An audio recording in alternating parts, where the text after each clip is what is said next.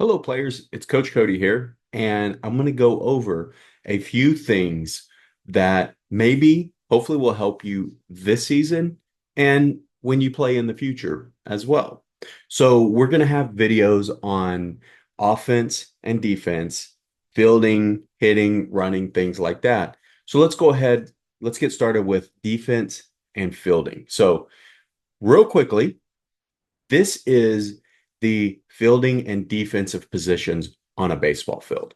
Okay. You can see there's 10 different positions on a baseball field because at our age group, age level, we have 10 players. So you can see the P getting big for the pitcher. Then we have the catcher behind home plate. Then we go over to first base, 1B, 2B is second base. Then we go over to third base. You can see it getting bigger. And then we come back to shortstop. I'll explain that here in just a little bit. Now, first, what I want you to do, I want you to look at the infield. And as I said, we went from pitcher to catcher, then to first, second, and over to third. Then we went back to shortstop. Okay. You'll see why that makes sense and why that happens here in just a little bit. Going out to the outfield, LF stands for left field. And then we have center field, then right field over between first and second base. And then in our age division, because we have 10 players on the field, we have the rover position. So that's what the ROV is. Okay. So real quick, I'm going to show you the numbers on a field just so you know. And then we'll go back to using first base, second base, pitcher, catcher, right field, things like that. Okay. So here are the numbers on a field. And the reason I'm showing you this is so that if you're watching a game and the announcer says they made a 4-3 put out, what that means is they hit the ball to the four position, which the four position in this instance is the second base player. The second base player threw it over to first base, and the number three position caught the ball. Okay. So that's a 4-3 put out. If announcer says they have a 4-6-3 double play, that means the ball was hit to the four position, the second baseman. They threw to the shortstop who was covering second for the first out, the number six position. And then the number six position threw to first base for the second out, which is the number three position. Okay. So just really quickly, so you could kind of see what all these numbers mean. Now we'll go back to using the short term for each of these positions. So what I want to show you now is the way we line up depending on where or what player is at bat. You can see the first baseman, shortstop, second baseman, third baseman, they're not playing on top of the base, are they? They're playing a position. And they're also not playing in the baseline. Because if you're playing in the baseline, you have less of an opportunity to stop a ball. They're playing back in the gaps. So if a ball's hit and it's slow and they can run up to get it, they can run up to get it. That's great. But if a hard ball is hit, they have more time playing farther away from home plate than you would if you're playing in the base path. So here's the first alignment we're going to go over. When a right-handed batter is at the plate, and you can see the red B, okay? The red B over on the right-handed side of the plate or over on the right-handed batter side of the plate, there's where we shift. When somebody is a right-handed batter, that means they actually, if you draw an imaginary line from home plate through the pitcher's mound up to second base, a right-handed batter is set up on the left side of the field if you're looking from home plate. Okay. So we want to shift over to where we have more time on that side of the field. We give ourselves a little bit more space. Why do we do that? Because if a right-handed batter is going to make really good contact on the ball and they're going to hit the ball really well, they are more likely to do that on the left side of the field where we have our shortstop, third baseman moved back. We've moved the rover over. You can see center field and left field have both moved over. Now, it's no guarantee they're not going to hit to the right side of the infield or the right side of the field, right? So that's why you see second base is kind of over a little bit closer to second base. First base has sort of come over a little bit closer between first and second, and right field has sort of shifted over as well. Okay. So there's no guarantee that a right-handed batter, if they hit a hard ball every time, is going to be hit to the left side of the infield or the left side of the field. But more than likely, that's what will happen if they get a good hit. Now, what happens if we have a left-handed batter at the plate? Here's our next alignment. You can see the red B is over to mean that they are a left-handed batter. So in this instance, we shift over. It's just the opposite of what we did with the right-handed batter. You can see the first baseman moves back, the second baseman moves back. The rover now, instead of being over behind shortstop, is over close to behind second base. Okay. The right fielder has shifted over, the center fielder has shifted over. And then if you look at the opposite side of the field, shortstop is now closer to second base, sort of like second was against a right-handed hitter. Third base is shifted over, sort of like first base was when we're playing a right-handed hitter, right? And then left field has shifted over. So those are the different shifts that we are going to have. Every play, people are moving. Every pitch, people are moving. We're going to go over things like pre-pitch movement and getting ready.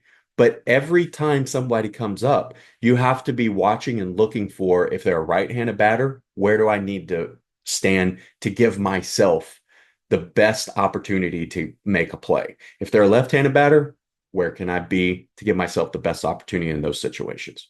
Okay, great job. Next, this is Coach Cody. Let's talk about infield ground balls. Okay, so balls that are hit to infield players. The rules when somebody hits a ground ball, you get the lead runner or the closest out. You always try to get the lead runner or the closest out. Couple examples. Let's say you're playing third base. There's a runner on first and second base. The ball's hit to you. You filled the ball cleanly. You want to go and you want to step on third base because that's the lead runner. The lead runner is important because that would be the first player to score, to cross home plate and score a run. So we get the lead runner in that instance. Okay. It's also the closest out for the third baseman. But let's say there's a runner on first and a ball's hit to you at first base. Well, you field the ball and you're close to first base. Should you throw the ball to second or just step on first base? You could try to throw the ball to second and the second baseman or shortstop would catch the ball, make that out, and possibly throw back to you and get two outs. However, we could overthrow the ball. We could drop the ball at shortstop. We could end up not getting any outs. So in that instance, if you're the first baseman and you field the ball close to first base, go ahead and step on first base. Okay, that's the closest out. So that's what I mean by getting the lead runner or the closest out. Now, here's a few scenarios. Here's the setup. We have a right-handed batter at the plate. You can see we're in our right-handed batter alignment. There's no runners on base, and that batter hits a ground ball to the left side. We'll go step by step. So they hit the ball to the shortstop. What happens? Everybody on the field is moving. First base sees this. They go and they cover first base for a potential throw. Watch what the catcher does. The catcher is moving down the line. They're going close to the fence. Why are they doing that? Because if the shortstop overthrows the first baseman, then we have the catcher there to back up that throw. Right fielder is doing the same thing. Right fielder and catcher kind of give each other a little bit of space so they're not running into each other, interfering with each other. Now, everyone else, we have second base covering second. Rover, when he sees the ball hit, is going to back up shortstop in case the shortstop misses the ball. Left field's going to do the same thing. They're going to back up the rover position. Center field's going to back up left field. So at that point, we have four people that ball would have to get past for it to roll to the fence. All right. That gives us a pretty good chance of stopping that ball. And then you could see the third baseman, they cover third base in case we have a play at third base. What does the pitcher do? The pitcher kind of roams around the infield and they can go wherever they're needed. Okay. And then ultimately, the shortstop makes the throw over to first base. Hopefully, we get the out. Okay. What does this look like in real time? Here's what it looks like in real time. Once the ball's hit to short, it's hit. Everybody starts moving to their spot, and you throw over to first base. Okay. It happens really, really quickly. And don't worry. As I said, these are things we will go over time and time again. And here's something to also know. These things you're probably going to forget, and that's okay. That's why we're here. That's why we're trying to learn all of this because this is the thing. These are the things that are really, really fun to me about baseball is knowing every time the ball's hit, where do I need to go? I need to be somewhere whenever that ball is hit. Okay. So let's do another scenario. Same situation, right-handed batter at the plate. So we're in our right-handed batter alignment. No runners on base, but this time the ground ball is hit to the right side. So the ball's hit to the second baseman. Let's watch what everybody does. First base sees that. They cover first base. Catcher is now running over to back up a throw. See where the catcher went? They didn't go as far up the line along the fence as the last scenario, did they? They do that because a throw from second base to first base, if it's overthrown, it's going to go at a different angle than if a shortstop is trying to throw the ball to first base. If the second baseman overthrows the first base or the ball gets past first base, that's going closer to the dugout. Okay. So the catcher needs to be there. If a shortstop is throwing to first base and that gets past, that's going past the dugout, closer into right field. All right. Right field is they first cut over to make sure second base has the ball. If it gets past second base, they need to be there. Once they see second base has the ball, then they sprint over for an overthrow to first base as well. Rover comes over to back up second in case second base misses it. Short center fielder does the same. Shortstop now is covering second base. We have the left fielder coming over, and look where the left fielder positions themselves. They kind of come over, they stay in the outfield. They're sort of lined up with second base and the shortstop. Here's the reason. Let's say the throw from the second baseman gets past the first baseman, it goes to the catcher or right fielder. The runner takes off and they go to second.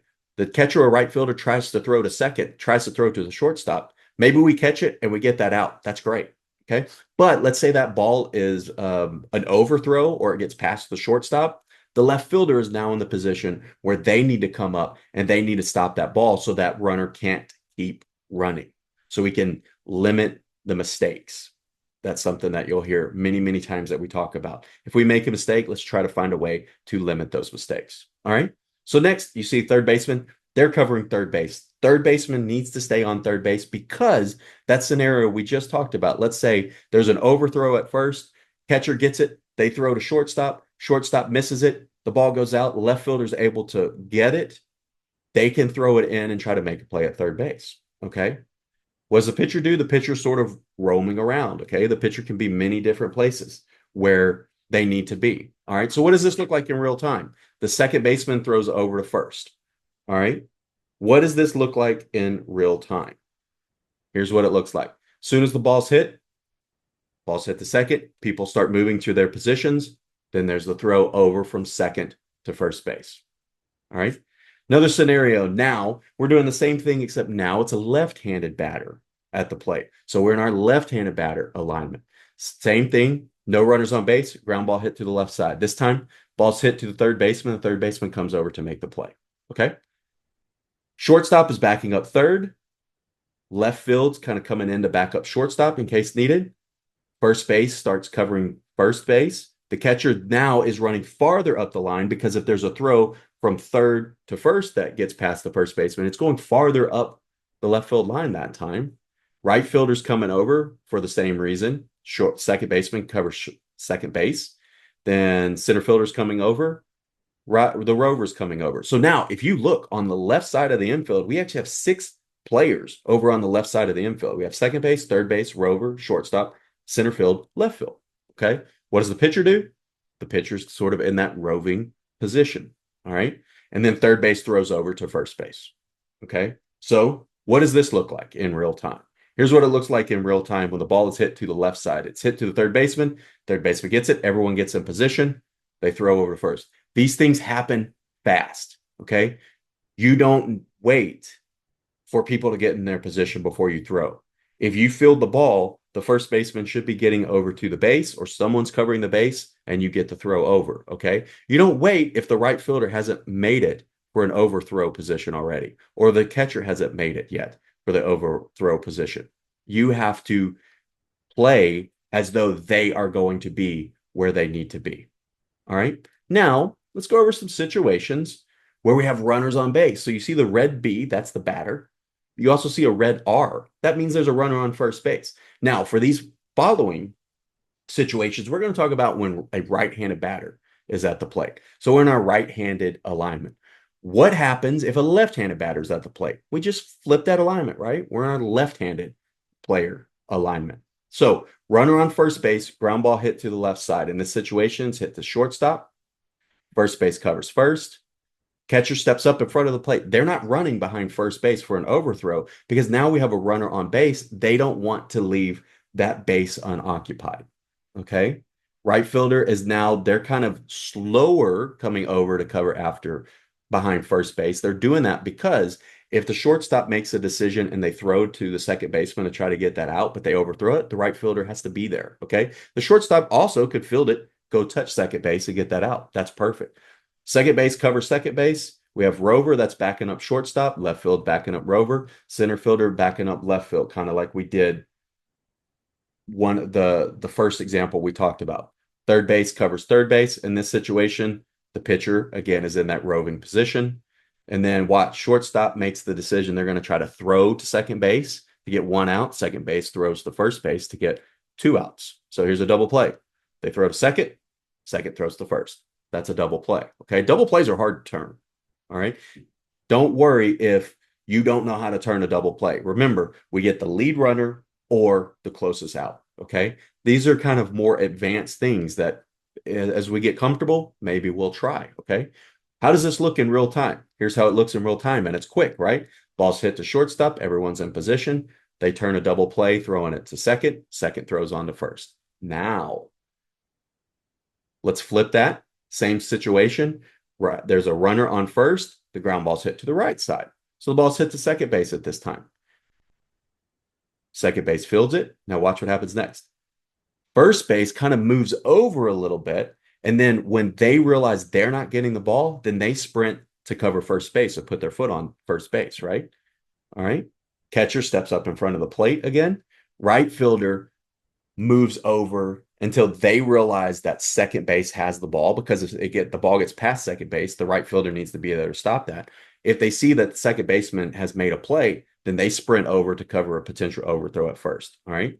The pitcher now, see, they've run over for an overthrow at first. They have taken the place of the catcher in that situation. All right. Shortstop moves over to cover second. Third base covers third base. Rover is backing up second for a potential miss. Same thing with center field. Left field kind of takes that position again in case there's an overthrow at first and the pitcher or right fielder picks it up. They try to throw to second base to make the play and it gets past the shortstop. The left fielder's there. Okay. Ultimately, the second baseman makes the decision to try to get two outs. So they throw to shortstop for one out. Shortstop throws to first for the second out. How does this look in real time? It all happens at the same time. Remember, here's how it looks. Ball's hit to shortstop. Everybody's in position. We turn the double play, hopefully. All right. Now, let's talk about if there's a runner on first and second. Remember, get the lead out or the closest out. Get the lead runner or the closest out. All right. So you see there's a batter at the plate. There's a runner on first. There's a runner on second. There's a ground ball hit to the left side. This time it's hit to third base. Third baseman has to come over and make the play. Now, the first thing the third baseman is going to do, they're going to get the ball and touch third base. Okay, they're going to field the ball, touch third base, because that's that lead out. And if that's all we do, perfect. We got the lead out. All right. And we got one out. That's great. All right. Here's what it looks like when a team turns a triple play. Now, a triple play, extremely hard to turn. All right. There's many major leaguers have never turned triple plays. All right. That means you get three outs in one play. All right. So the third baseman gets the ball. They touch on third for one out. Okay. Then we see shortstop's coming over to back up third in case the third baseman misses it. Second baseman is now covering second base. First base is covering first. We have the rover coming over to back up shortstop in case needed. The left fielder's doing similar. Center fielder's doing similar. So wherever the ball's hit, those outfielders, we're moving over in case it gets past an infielder, we can make a stop. Okay. If a ball gets past an infielder, it's a base hit. If a ball gets past an outfielder, it's usually 2-3 bases or possibly even a home run. Okay. So it's extremely important to be an outfielder. As an outfielder, that is an extremely important position that you have to make sure if we If a ball is hit past one of another player, we're there to back up, okay? And we're there to get the ball in quickly, all right? At the major league level, you want to know some of the best players. They're the ones that play in the outfield because they're fast and they can get the ball around wherever they need and they can make decisions on a fly, okay? Look at the right fielder. The right fielder comes over to second to back up second. And then if they see that the second baseman gets the ball from the third baseman and they catch it cleanly, then they sprint over to first. Okay. The reason they come over behind second at first is because if that ball gets past the second baseman, they need to be there to stop that. Okay. Catcher, again, is coming up in front of home plate. Watch what the pitcher does. Now the pitcher goes behind home plate. The reason we do this is because we have a runner on second base. And if we make a mistake, that runner on second base, they're able to touch third and they are able to start running home. So there's going to be probably a play at the plate. So if somebody throws the ball and it gets past the catcher, now we need somebody back there to stop that ball again to limit the damage, right? So third baseman then makes the decision. They've stepped on third base. They throw it to second for 2 outs, second to first for 3 outs. The team's just turned to triple play. How cool is that? Here's how it looks in real time, okay? Watch whatever position or positions you play, watch those positions so you know where you're supposed to be going. Here's what it looks like in real time. Ball's hit the third baseman makes the play for 1 out, throws the second for the second out, over to first for the third out. Team has just turned a triple play. Last scenario on infield ground balls. Now the bases are loaded. All right. Same thing. We have we're in our right-handed alignment. There's a left-handed batter. We're just in our left-handed alignment. Okay. Bases loaded means a runner on first, second, and third base. Ground balls hit to the pitcher. So here's the first thing. The ball's hit to the pitcher. The pitcher is able to field it. What happens next? Now the catcher comes up and they put their right foot. They stand in front of home plate, but put their right foot on the plate. They don't stand directly on the plate. They put their right foot on the plate. They hold their glove up. They act as a first baseman because the pitcher in that situation is going to want to throw the ball home to get the first out and get the lead out. Okay. And if that's what we do, great. That's a great, great play because we've gotten the lead out. We've also gotten the easiest or the closest base. All right. What does everyone else do? Everyone else is moving into position. You see first base moving to first, second base to cover second base, shortstop is coming behind in case there's an overthrow to second base. Third baseman's covering third base. We have left field coming down in case there's a throw from the catcher to left field. Rover sort of coming over behind shortstop. Center field's doing the same thing. Right field is moving over behind first base. But you see, they're not against the fence. The reason they're not against the fence is in this situation, a lot of times what will happen, the pitcher will throw to the catcher, and then let's say they get that out, but the runner, the hitter, is slow getting to first base. The catcher may catch that ball and try to throw to first base. If we get that out, great. If it goes past the first baseman, the right fielder needs to be there to stop that ball and limit the damage, right? So here's what ends up happening. Pitcher throws to catcher for 1 out. Catcher throws over to first, hopefully for 2 outs. So we get 2 outs out of that play. All right. That's pretty cool. Here's what it looks like in real time. Ball's hit to the pitcher. Pitcher throws back to catcher. Catcher comes up, catches it on home plate for 1 out, throws over to first base. Okay. The main thing to remember when you forget all of this, we can help you. The main thing to remember is we should be moving on every play. Okay. Every pitch we're moving, we're getting ready for pre-pitch movement and for our pitches. Every play, every time the ball is put into play, we are moving somewhere. Okay. No matter what position we're playing, we're moving somewhere. Because guess what? Let's say we're playing right field and we don't think the ball's going to come to us, so we don't move. And maybe it doesn't. And maybe we don't make mistakes. Maybe we don't make errors, or maybe we don't make overthrows. But here's the secret. We're going to make errors. We're going to overthrow the ball. It's baseball. That's what happens. So if you're playing right field and you're not coming over to back up first base, 4 times in a row, the first baseman may catch it, no problem. But then the 5th time, somebody overthrows first base, the right fielder's not there. You're not there as the right fielder to back that throw up. Then that runner at first is able to get to second base or possibly even third base. Okay. So we plan for helping our teammates out. If we make a mistake, we're always there to help our teammates out. Now, the last section I want to go over is outfield hits. So this is Coach Cody talking about outfield hits. The rule for outfield hits: always throw to the cutoff player. If you're an outfielder, get the ball to the cutoff player quickly. We want to get the ball in from the outfield as quick as possible. And then that cutoff player is going to throw to the infield, usually to second base. Okay. So here's what it looks like. When we have a right-handed batter at the plate, they hit the ball to left field. The left fielder comes up and they field the ball. What's going to happen next? Where's everybody going to be moving?